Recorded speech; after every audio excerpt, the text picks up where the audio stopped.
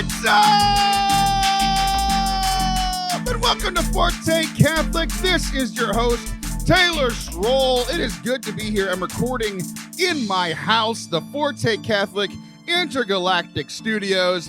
And I'm here with a man who I think has 19 brain cells, because as I'm trying to start this radio show, he's just showing me children's cars, like just Hot Wheel cars, and his entire job is to throw me off in life. And he does. Do you remember a fairly the comment decent job. that I just sent you just about 5 minutes ago that we talked about? No, Shaun, this is radio. We just started. We have to keep up the. All right, let me resend it. No, please don't. Shaun, how are you, my friend? It's been so long. It has. You know, I looked at the calendar and I was like, it feels like I haven't been on a while. Maybe Taylor's, tired of me. I don't blame him. But it's only been a month. Well, yeah. I mean, we have a group of co-hosts that rotate through, so everyone comes on every month.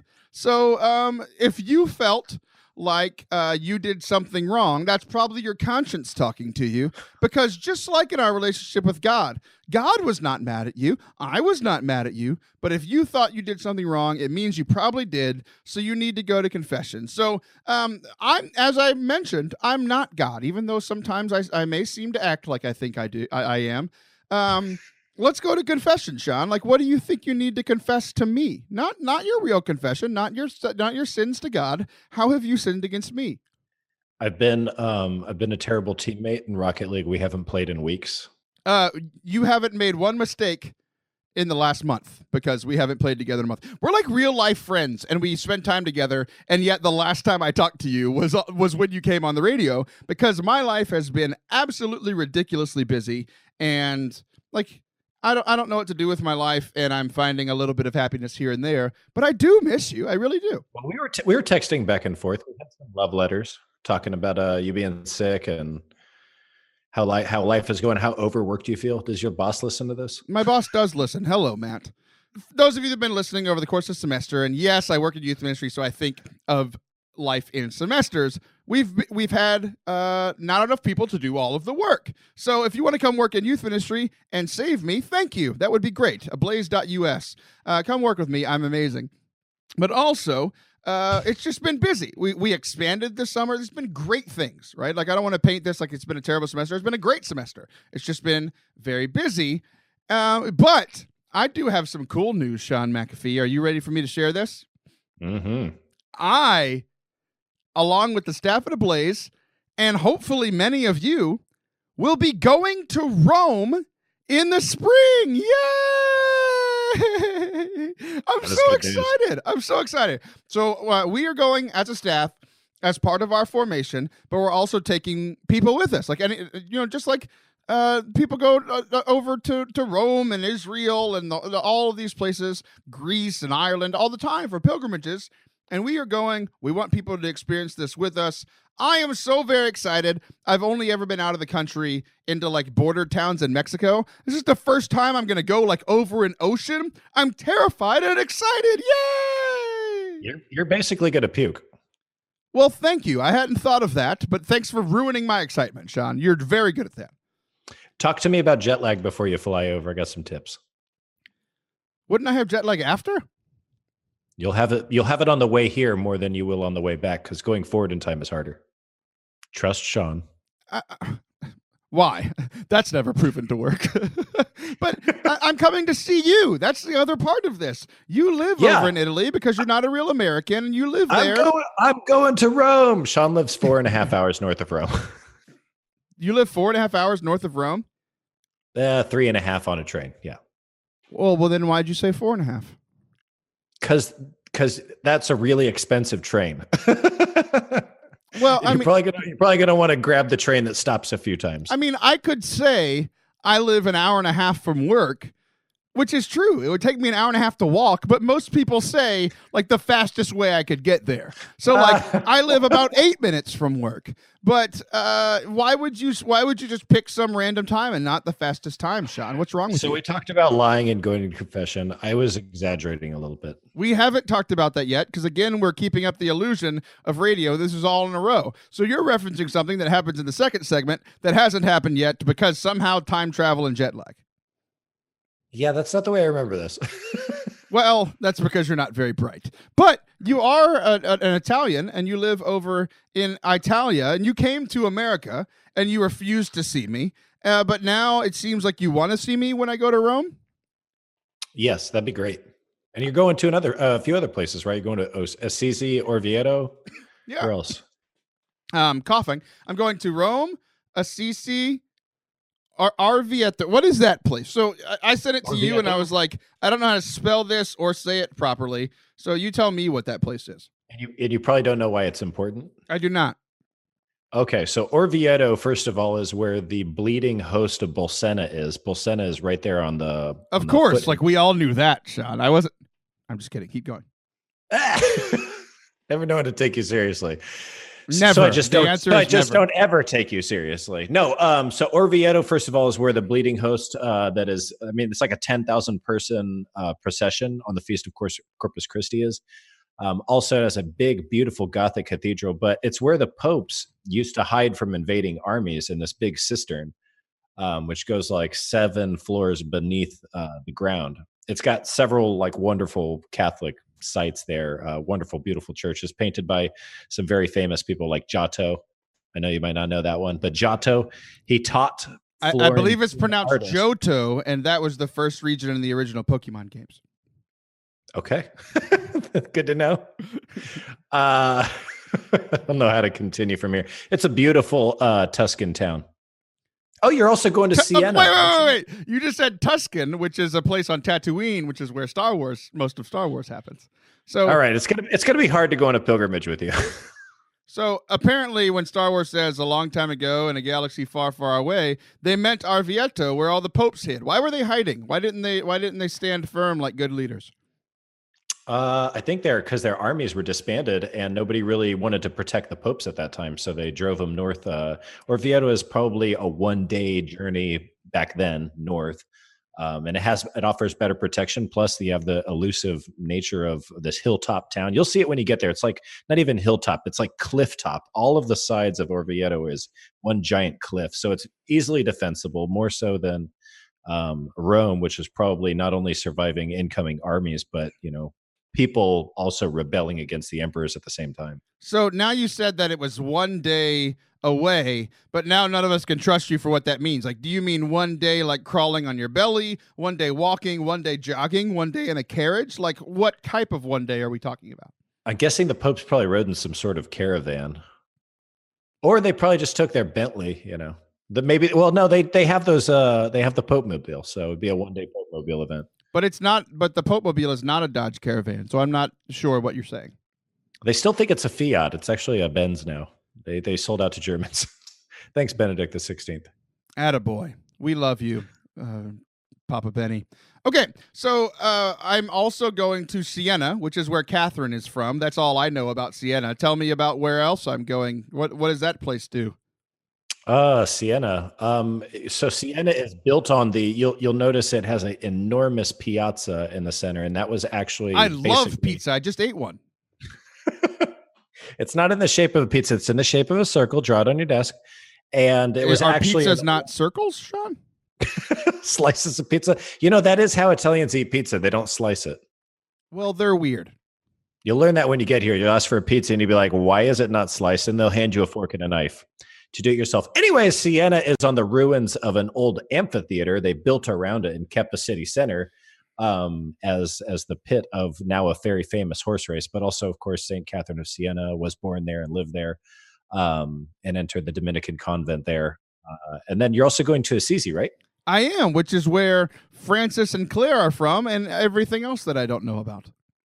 Yeah, that's almost all you need to know about there. There's dozens and dozens. I mean, it is a very small town in Umbria, but it'll probably take 2 days to see the whole thing. It's a fascinating place. Umbreon is a Pokemon. So you're Umbreon? You're just... You know them all, don't you? I only know the original 150. Gotta know them all. Gotta know them all.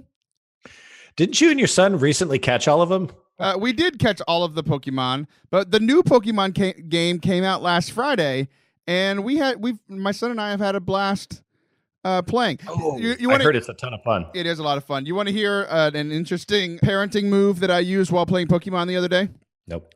Okay, good. Let's move on. What are we talking about? This is my show. I'll do whatever I want. So, for those of you who do not play Pokemon, this is not really a Pokemon story. It's a parenting story. So stick with me. The beginning of every Pokemon game, you are given 3 choices for which Pokemon that you start out with. It's called your starter. It's like we're all tracking. This isn't very difficult. And I was sitting there, myself, my son, and my middle daughter were all sitting there playing me playing and then watching. They love this game. And I wanted to pick the fire version of the fire Pokemon, right? And so I was like, I really want to pick this one, but I also want my kids to feel like they have some input on this. So my plan was, okay, I'll ask my son which one he likes, and then I'll ask my daughter which one she likes until one of them picks the one that I want, and then I'll say I'll find some way out of it. But Shaun, I asked my son which one he wanted. He said the fire one. I picked it. I'm the best parent in the world because I got exactly what I wanted, and I manipulated my son into picking what I wanted. Go to confession. I don't need to go to confession. What did I do wrong? You picked the wrong Pokemon. No, I didn't. I heard everybody is mad because they got rid of the popular starters, the Bulbasaur, the Charmander, and Squirtle. And they totally rid the Pokedex of 800 Pokemon that everybody loved. Well, people are dumb, and people on the internet are angry about dumb things. Here's the point. The first game came out 25 years ago. It's a scandal. You're a scandal. The game came out 25 years ago. If you're still like, I want to play that game, then go play that game. Okay, we need to move on from Pokemon. Let's go back to me coming to see you and I guess holy sites. So we're going as a staff. If you want to join us, I will promote a link later. We're very busy. Like I mentioned, it's not out yet. This is new news to us. Do you say new news? I feel like by just saying this is news to us, it would mean that it is new, but it could also be, there's a term called old news. I'm very confused right now. Say new information. I have received news information. So we're very excited about this as a staff. We would love for you to come with us. I promise. Just keep listening to the show in future weeks just because it feeds my pride. And also, you could find out how you could go to Rome with us and with me and a bunch of holy people. Notice I didn't include myself in that. So, why, Shaun, you live over in Italia, and you're always posting these photos and videos of we saw saints become saints, and we saw the Pope, and there's my family, and we're so much better than you. That's just the vibe I get when looking at your social media. But cool. There's got to be some benefits from living close to all of these holy sites.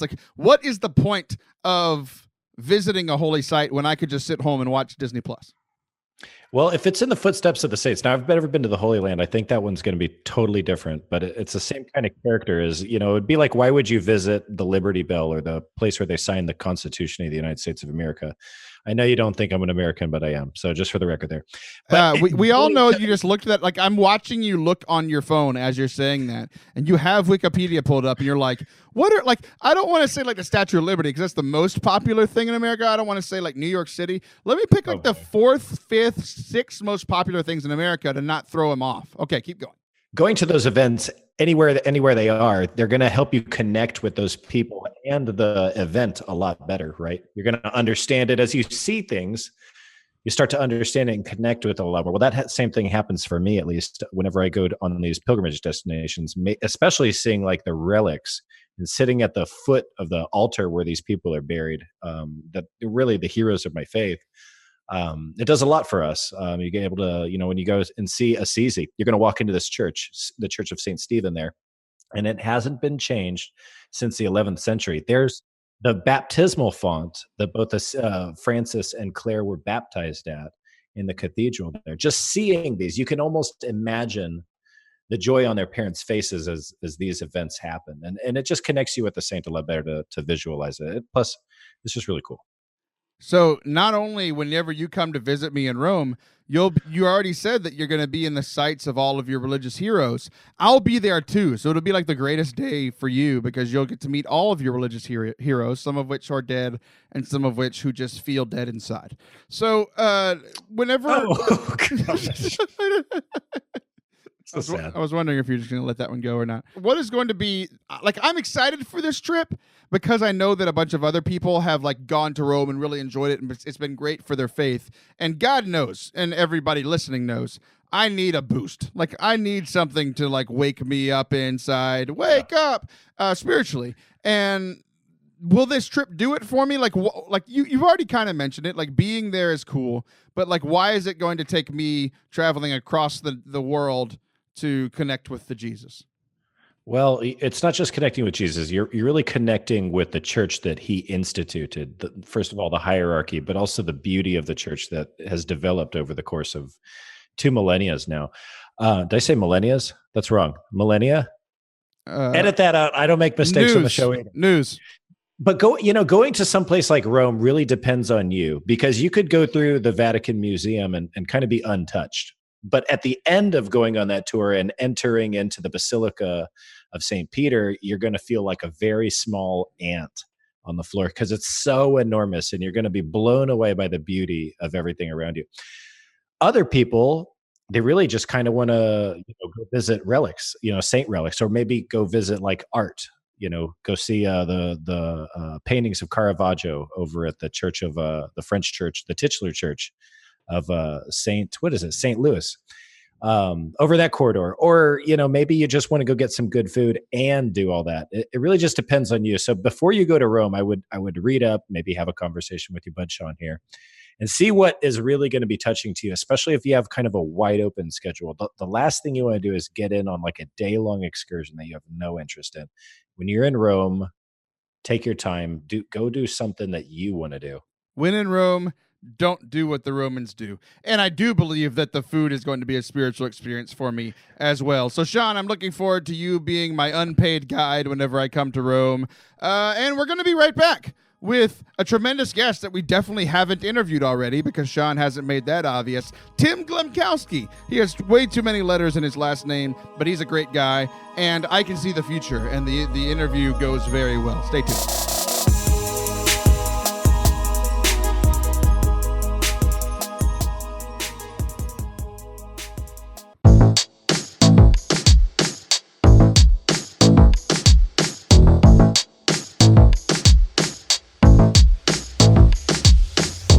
Welcome back to Forte Catholic. I am still Taylor Schroll.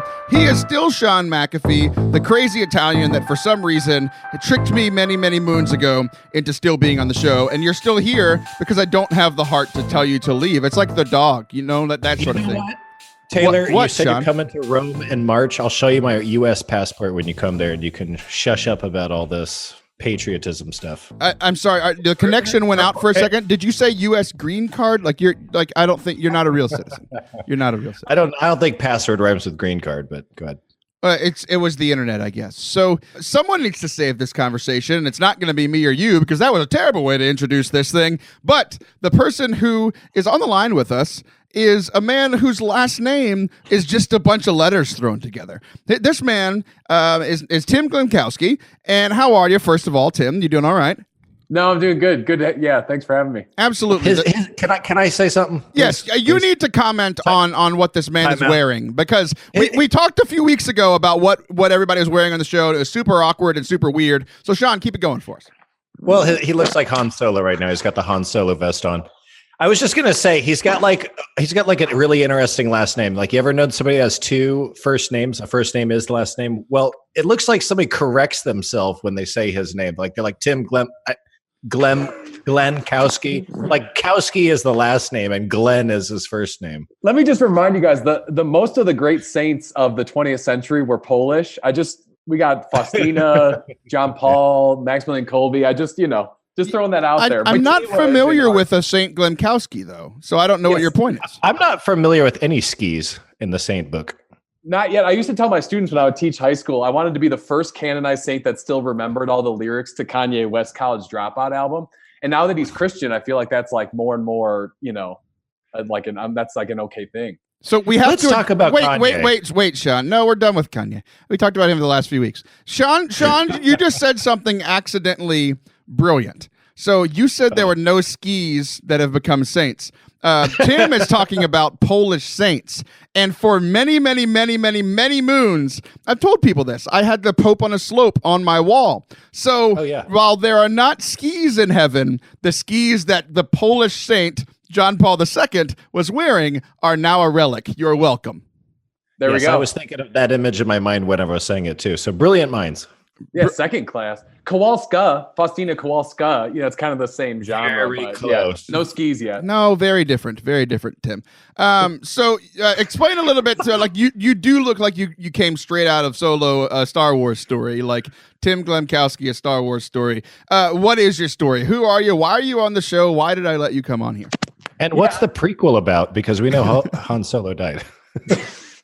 Yeah, my wife will actually admit that her first crush growing up was Harrison Ford as Han Solo. So that's probably so she married her crush. Good for her. None of us do. I think that's all. Yeah. I mean, this is just the Denver uniform is a vest. We are never going to get to the point of this podcast. Oh yeah, so I think here. Tim wrote a book or something. Yeah, I wrote a book. So have followed, of course, you guys for a while, and am happy to be on. And we wrote a book on. If you followed us for a while, you know not to lie on this show, Tim. Come on. No, I mean, to be honest with you, one of the things that I like about this podcast and others is we do with the book coming out. I've done a lot of different there were kind of radio shows and the bits, and you talk about what's going on, and I think I like that you guys have kind of a unique personality and flavor, and the Catholic Church needs more of that, more kind of unique. And are you talking about how Taylor and I pretty much hate each other for some reason that we can't nail down? That might be part of it. Yeah. One day we'll nail down the reason we dislike each other so much, and then we'll be done being friends. We'll be done on the radio. But until then, we're just going to keep giving you this content, everybody. Locked in eternal kind of struggle, against one another. Yeah. The dark and the light. The Force. Right. We bring balance to the Force together. Which one are you? I am. Well, right now you have pretty dark colors behind you. In fact, you look like checkerboard hell. Lord, everyone has said checkerboard hell. You're not original, Shaun. Okay, Tim, I think you wrote a book or something. Yeah, I did. Would you like me to talk about it for a second? I mean, maybe. I guess that's why you're here. Yeah, so basically, I've worked for a while with parishes on parish renewal, and so got in touch with our Sunday visitor, and we were having conversations about what we do with L'Alto, and they had asked, have you ever written a book? And so it just kind of came from there. It's like, we work with parishes to help them become renewed around a strategy for forming disciples. Parishes aren't frankly always that great at that, and so they said, well, would you ever put your method kind of on paper? And I thought, sure, why not? Open source strategy. So that's what really the content of the book is. It answers that how question of, if you're convicted about being renewed through the heart of renewal, which is the renewal of hearts, here's how you do it. Has that been successful? Because I've been in many parishes that are, let's just say, less than successful. So when did the book come out? It's very recently, right?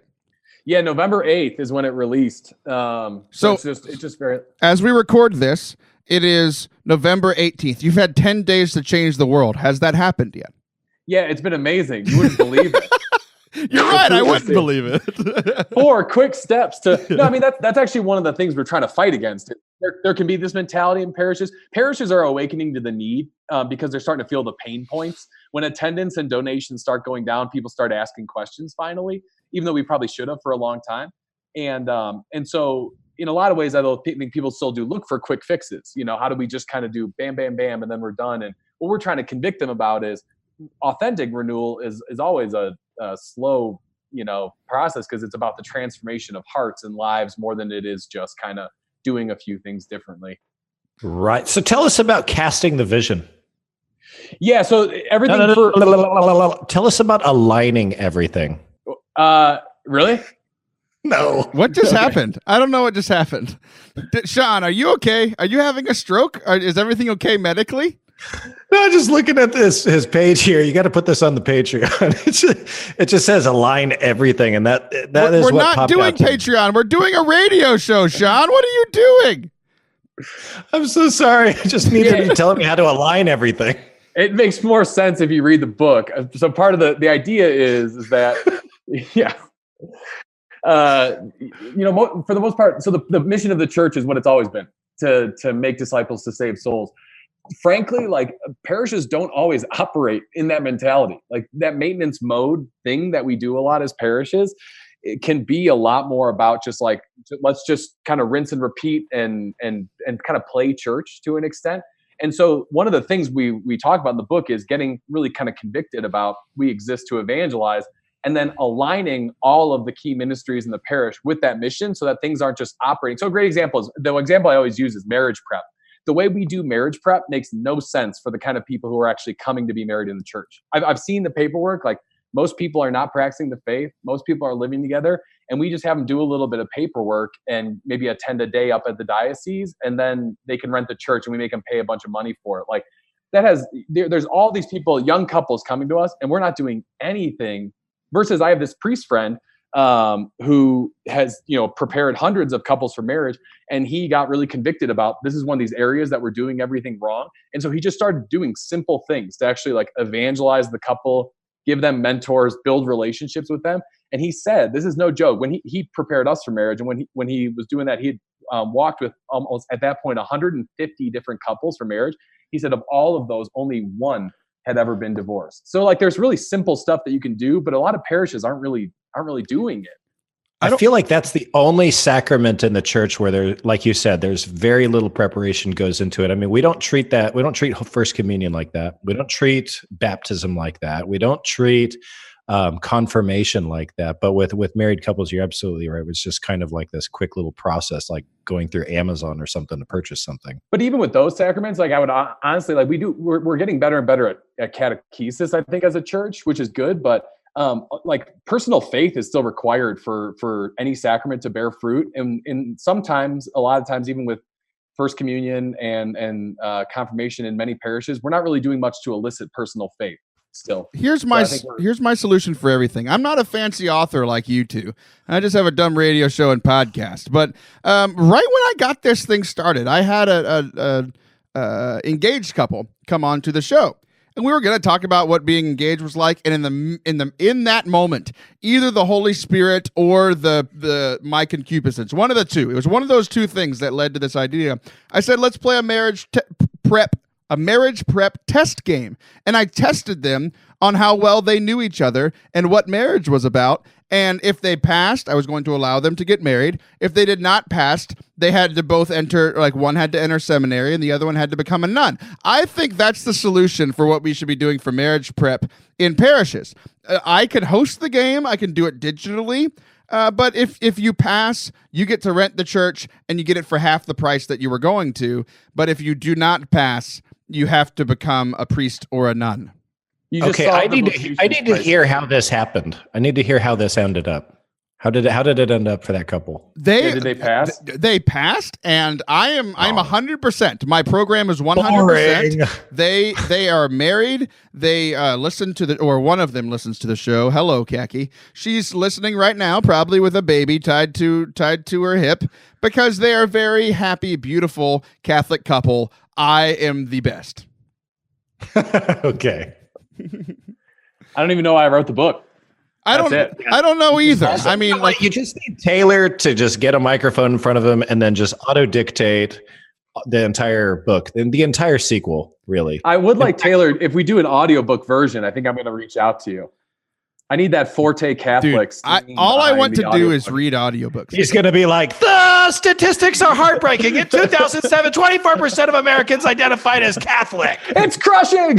Here's how you get an alignment. That dropped by 21% in the number of people to claim no religious affiliation and suppress like Catholics at a sound effects. Yeah. I want it to be like performed, like live theater. Like those old-timey radio shows. Dude, that would be awesome. I'm totally down. Let's do that. You have great ideas. You messaged me a while back, even before the book came out, with another great idea that we can't talk about yet because we are going to do it in the future. Are you going to do it? Yes, Good. we're going to do it. It's another thing that's bracket-based, just like the Ministry Madness bracket. It's going to be brilliant because it was Tim's idea, not mine. I mean, what did I say? Did I say that publicly? I'll edit that out. It was all my idea, and Tim was just there, and it's going to be brilliant, and one day when Tim and I aren't so busy, we're going to do it. Okay, Good. People are listening right now, Tim, and they're like, okay, you wrote a book for people who work in parishes, and we yelled about marriage prep for a while. So what about the rest of the folks that are, we're all sitting there in the parish. We're happy with some parts about the parish. We're unhappy with other parts about the parish. What would you say, as somebody who is an expert on parish life, and you're primarily targeting people who work there, pastors, youth ministers, DREs, this sort of thing, but what would you say to those people who are listening that are parishioners? What's their role in this whole transforming a parish idea? Yeah, I think for a lot of people experience the parish problem, right? Which is like they have some experience. I would just like to point out that acronym is PP. Please keep going. Yeah, the PP. And they, Wow. I don't know. There's just like I talked to so many, especially devout Catholics, who for them their experience of parish life is kind of painful. Honestly, like they've fallen in love with God and with His church and have experienced. But I can't find a parking spot. Well, yeah. I mean, that's not really the heart of the parish problem. Maybe I think it's a lot of it. People really feel like they're not being fed in their local church, and so Donut Sunday. Yeah. So and I think honestly, that's it. Is like so much of the parish stuff that we like that kind of drives us crazy is because we're kind of operating in this bizarre maintenance mode where people who really fall in love with God like aren't all the time being fed at their local parish, and then people who are far away from God aren't really meeting Him there either. So it's like, well, what are we really doing? And I think for me, it comes down to people living community, holiness, and mission together, and then finding a way to fold other people into that. Like that's everything. It's not complicated. I think we overcomplicate evangelization. We overcomplicate parish renewal sometimes. But if you're a devout lay person living in the church, you need to find a way to gather with other people and pray, and then go find other people who don't know God yet, and find a way to fold them into the life of your community. Okay, but what about the introverts? The introverts are listening and they're like, I know I need community, but I also hate human beings, because that's what I think introverts, that's just what introverts think of me. So I'm putting that on every introvert. But what about the introverts? Like, what is parish life for them? What can they gain out of parish life? Yeah, a quick tangent on the introvert thing. I remember listening to a podcast one time. They were talking about different temperaments. It was a Catholic podcast, and I remember the host was an extrovert, and I'm an introvert by nature, but I just like people a lot too. And I remember him describing, melancholics. They're just negative, and they don't like people, and they never want to do anything. And I think sometimes the introvert extrovert war is a funny thing, but. I don't know. I mean, like everyone should do stuff according to their charism. I think it's weird. It would be most introverts I know want community. They just don't necessarily want to go to like a big parish hall and have 200 people there. And I think anybody can find a forum for community that they want to live. We're all made for each other. The Death Star. Like the Death Star. I don't understand that reference. I think he was just trying to stick with the Han Solo theme. And it's only been 15 minutes. It's still Han Solo. Good Lord. I don't know what's going on. All right. Good Sith Lord. You're acting like a Sith Lord. Jeez Louise. Okay. Just not as powerful. So, Tim, here's the moment where people get to find out more about you. They get to connect with you. They get to see you in the Han Solo vest. Like, we need to get a picture of this. Where can they buy the book? What is it called? I still don't think we've named the book yet, because I'm a tremendous interviewer. And how can they buy it? And how can they send one to the parish, the person at the parish that works there that drives them the most insane? How can they mail one of those books to them? Honestly, I've heard from a lot of lay Catholics that are just enjoying reading the book for the sake of kind of understanding this whole cultural moment and what's required at parishes more. The best place for everything with me is laltocatholic.com, LALTO Catholic.com. You can find the book there. If you click Made for Mission at the top, that'll take you to a page that has you can read chapter 1 for free. You can go to Amazon and order it. And then you can we have a contact form on the website too. You can contact us there. You can make a donation to Lalto. All that stuff can really take place there. That'll anything else you want to know about me can push off from there. So awesome. Well, I mean, of course I know because I'm brilliant, but for all those other people that are listening that don't know what Layalto means, why don't you tell them? Yeah, so it's funny. It's one of those. It speaks in some ways to the origins of we had very humble beginnings. This was just my small way of kind of reaching out to some parishes in our area, and it's kind of grown from there. But Lalto virtual Lalto is a phrase that Blessed Pier Giorgio Frassati wrote on a card to a friend of his not long before he died, actually, and it means toward the heights. And so I think there's this kind of negative moment right now culturally, but also in the church in a lot of ways. And I think kind of recommitting to the heights of holiness and mission is not a bad thing for us to all be reminded of, that kind of hopeful message from Blessed Pierre. Well, that's beautiful. You're beautiful. Shaun is not. Your book is beautiful. And boy, that vest, you just look like a famous Disney character. Go check out the book, layalto.com. LayAltoCatholic.com. Of course, that's what I said. I've never made a mistake on the show. LayAltoCatholic.com. Go check it out. We'll be right back for our final segment of the day. Don't go anywheres.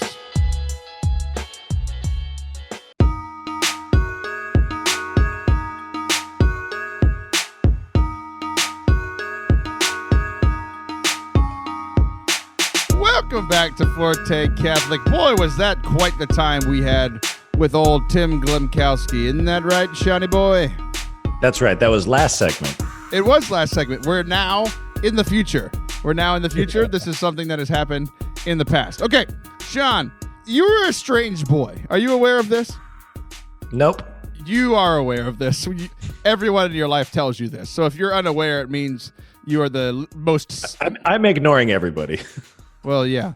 No self-awareness. So all of us tell you, and yet you still don't listen for some reason. Okay, so this is so weird. You're like this famous author person before I ever met you, and then you keep writing books because you come out with a new book like every 3 weeks, and like you know that you are a co-host on this show. You've been a co-host on the show for over a year. You were a guest like over the course of the previous year a couple of times. Like you know that I'm always willing to let you come on here and talk about your books. Because as much as I make fun of you, like, you're a successful person, he said without laughing.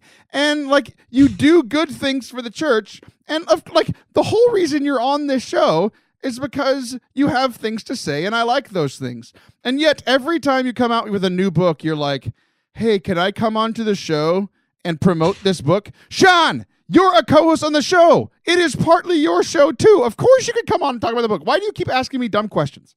You know, get out your notebook there, your Blue's Clues notebook that I know you have on your desk, and your crayon, and take some notes. Here it is. Here's my notebook. It's called being polite. Politeness. Politeness. That's a lot of silence. Did you get it? You're just thinking about it. You're like, what's this word he said? Polite. It has the word light in it. It's got the word Poe. Was that a fat joke? Oh, that was Edgar Allan Poe. Okay, you know what? On second thought, we're not going to plug your book. We're going to come up with a whole new idea for this segment on the fly because I don't want to promote your book anymore. I don't. All right. What do you want to talk about? We were talking about Pokemon last time. We could talk about Rocket League this time. No, let's not do that. Let's promote your stupid book. What's the stupid book called?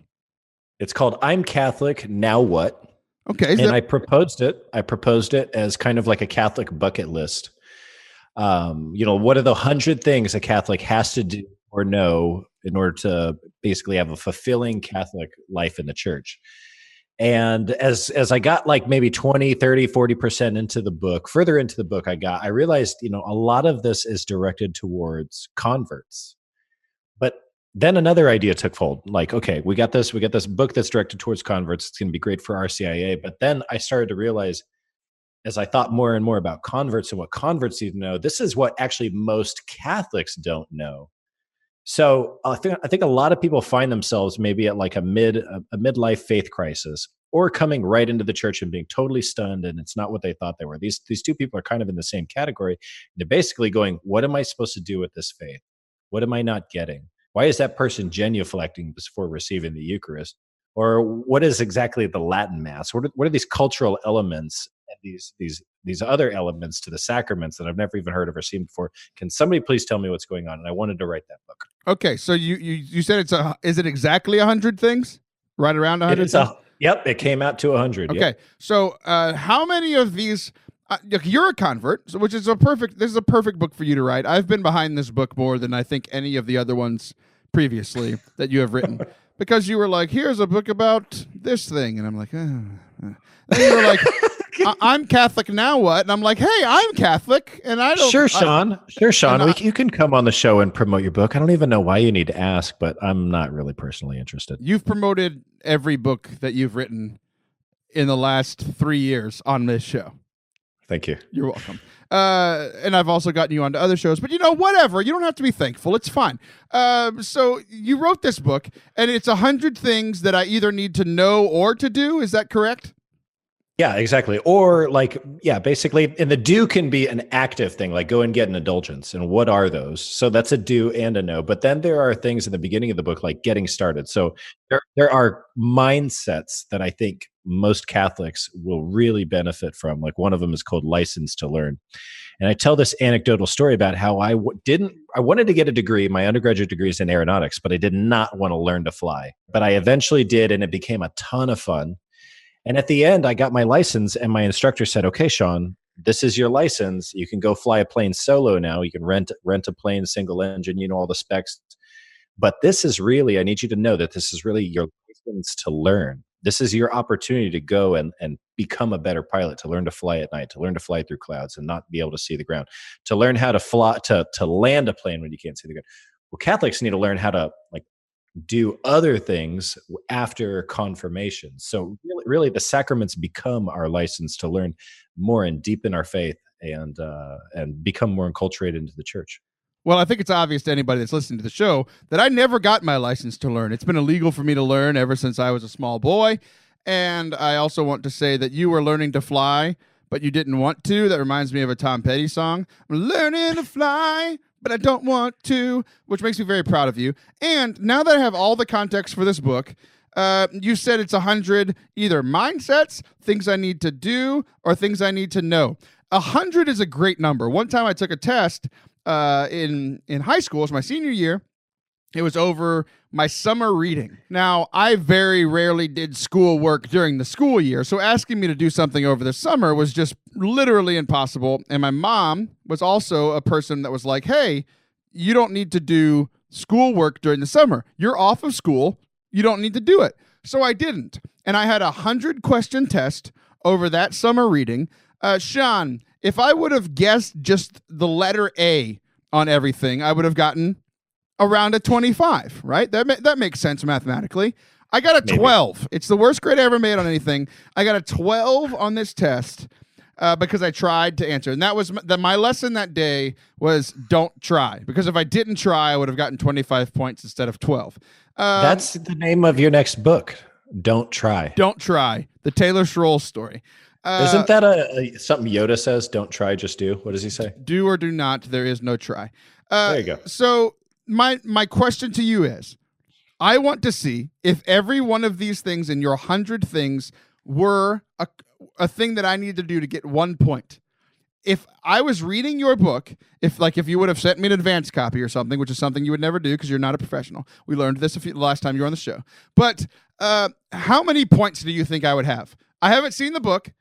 How many things that you wrote about do I know, have the mindset for, or I have done out of the 100? This is my grade for how good of a Catholic I am. You? Yes, me. I don't know 12, what. 12. 12. You think I got a 12? You think this is all? I tied my. No. I think you will definitely. You'll be probably blown away by what you don't know on probably 20% of it. You will learn deeper information on another 40%, and then a few other things will be pretty obvious to you. But you'll say, "Wow, I never thought of it like that." So if I'm tracking right, you said that I would get about an 80. You would get 100%, Taylor, because I would be grading your test. Well, you just admitted to collusion, so you're a bad teacher. Okay. Hopefully, you're a better author. So you said this book is for. It was originally the idea of converts because originally you were just very selfish and you were like, "This is my story, so it's got to be everybody else's, right?" Yeah. So let's talk about the converts first. We'll get to the other people like me who are obviously better than you.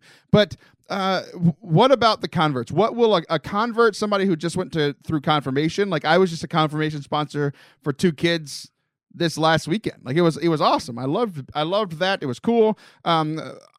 Contrary to popular belief on this show, like people actually trust me with the spiritual lives of their young teenagers. It's just like people like me, Shaun, whether you do or not. Okay, I just want you to know that. Okay, so why should converts read this? Why should new confirmation people? Why should they read this book? Confirmati. I do like you, by the way. Why should converts read this? Well, this really is going to answer about 90 questions that are going to come up, 90 topics that are going to come up within the next year after joining the Catholic Church. Whether you're an adult or a young confirmati, this perfect book is really perfect for people in RCI. Why? Because there are a lot of things that are going to change that they're not going to tell you about. That you're just going to kind of, I hate to do this, and that's why I wrote the book, is I hate to see it, is you're going to have to learn it the hard way. So one of these is like the second topic is here is get a Bible and read it. Well, chances are if you're a convert, unless you're from atheism, you're probably not coming with no idea about the Bible whatsoever. In fact, you probably own a few. It might be like I'd just like to point out that the published author just used a double negative in a sentence. Please keep going. Which one was that?